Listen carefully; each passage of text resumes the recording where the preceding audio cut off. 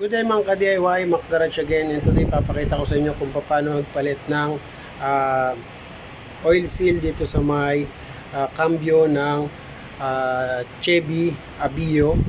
Yan, so nagli-leak siya, pakita ko sa inyo.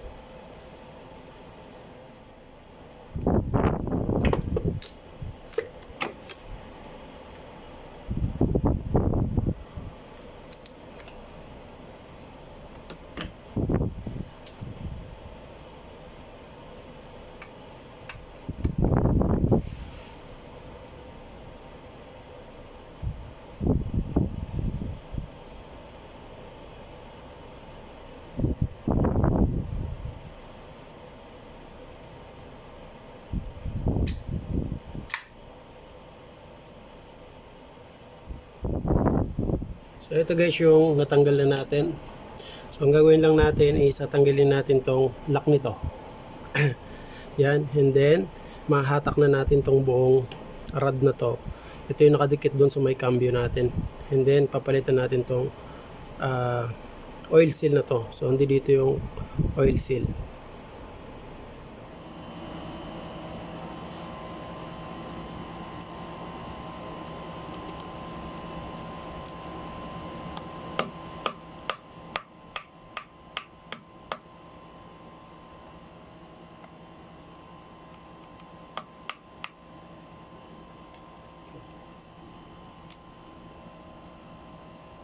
So, pwede na natin yung hatakin.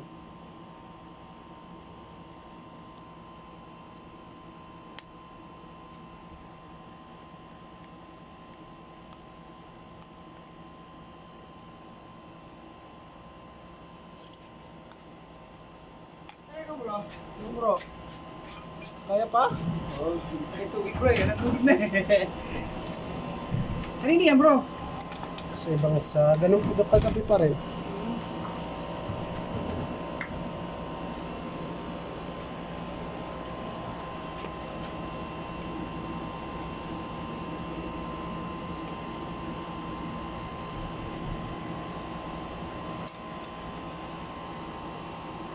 So, tignan natin yung luma at saka yung bago.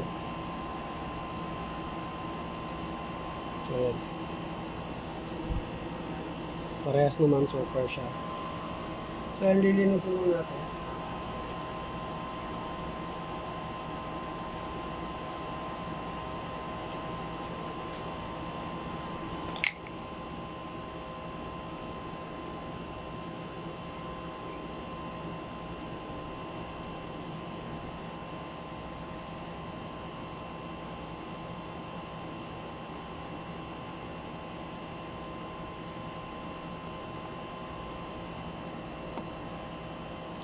Okay, now install natin yung bago. Okay. So wag na kayo maglagay ng langis dito kasi para hindi na dumulas. Ayan. Then hanap tayo ng sakto dito.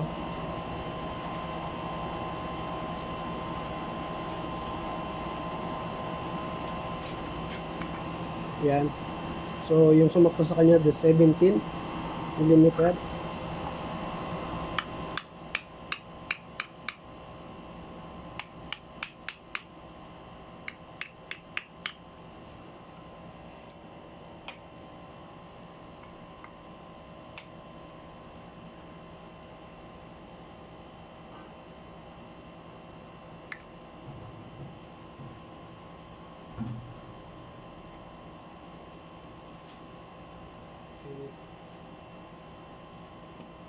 So ibabalik natin guys.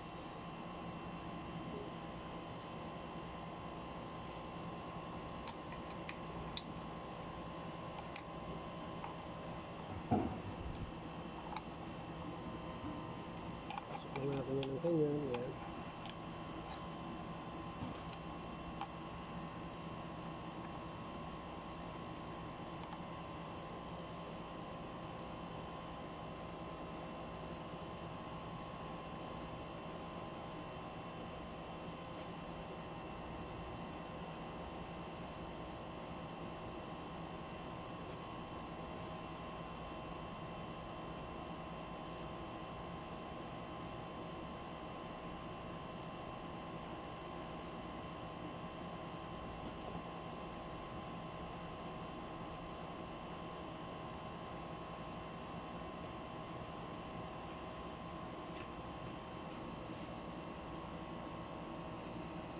So lagyan lang natin ng graso guys para hindi natin ma-stress yung o-ring.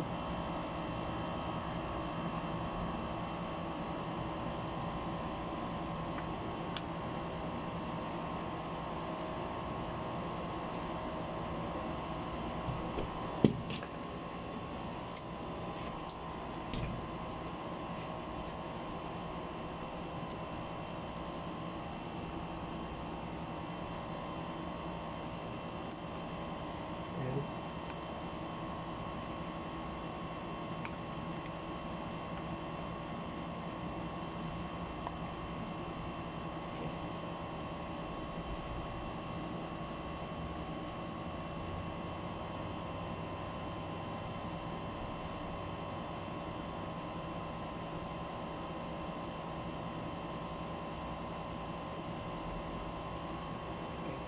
So naikabit natin yung kanyang lock.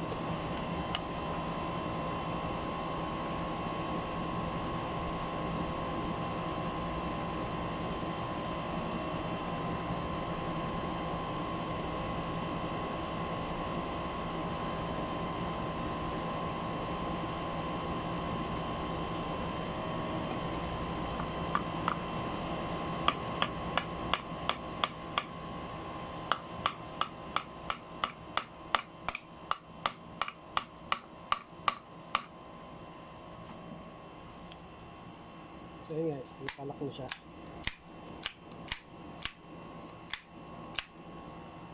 Okay, now kakabit natin tong assembling to.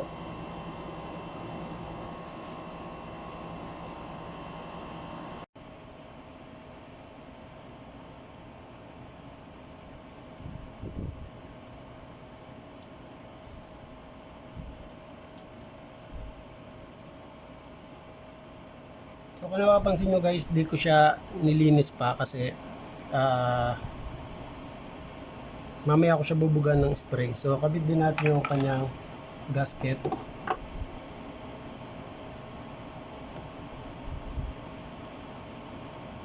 Since okay pa naman yung kanyang gasket, balik na lang natin ulit.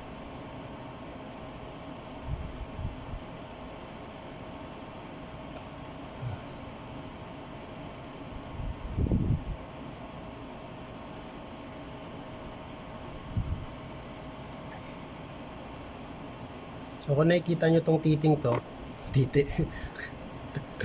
Itong bilog na to guys. Ito dito yung nakapasok sa loob. Okay.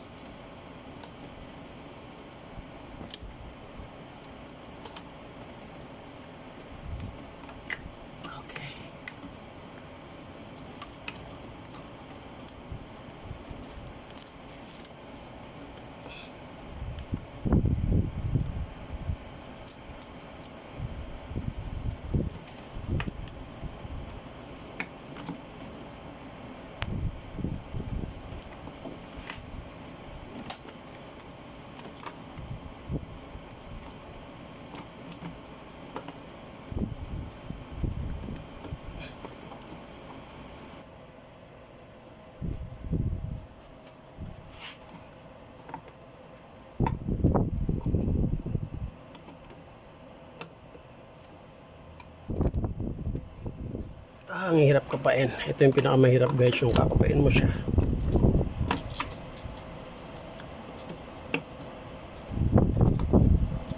Yun.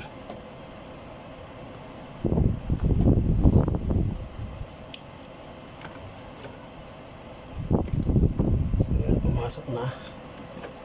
Pasok na rin natin itong lock dito sa may ibabaw. Ito yung lock guys.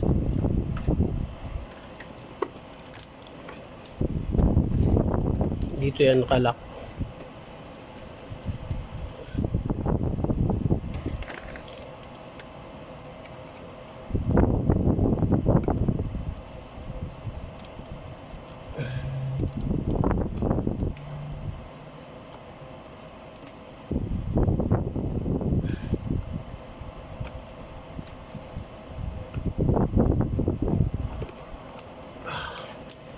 Gas.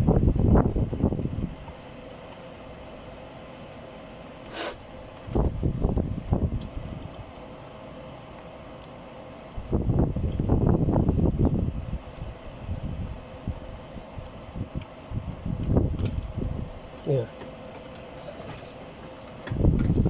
Okay.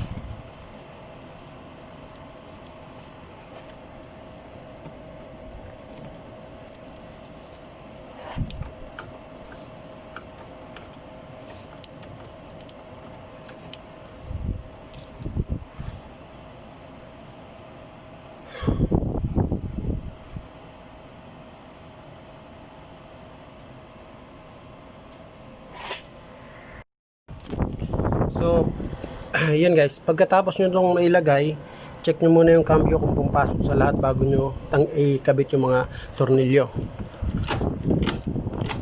Dapat yan, nagalaw yan guys. Okay, so now, kabit na natin yung mga tornilyo. So, kinabit ko na yung isa kanina kasi para pagka sinubukan ko, hindi matanggal.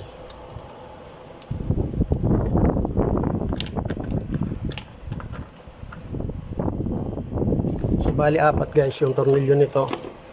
Mamaya ko siya lilinisin pagka ikabit ko na lahat.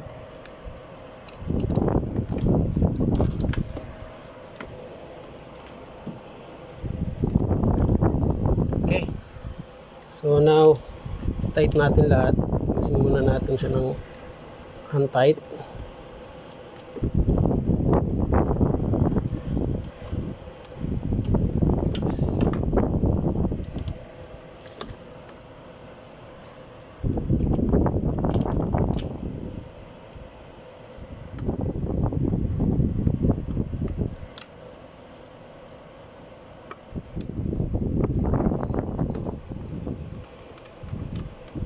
Okay, then itatight natin yan. So, yun guys.